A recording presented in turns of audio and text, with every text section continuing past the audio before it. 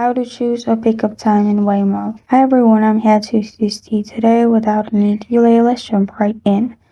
And choose your pickup time in Waymo. As it's written, does the car come exactly at the stated time?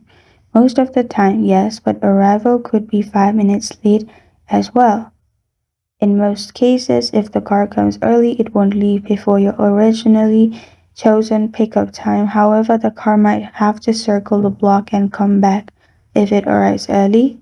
And also, can you edit or write that's set for later? Sure, you can do that as well in the app.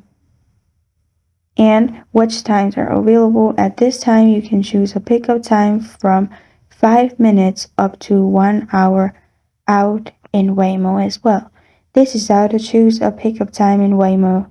Thank you for joining me today. If this video helps you out, please leave a like and subscribe for more. Got a question or want to suggest a topic? Comment below. Thank you for watching.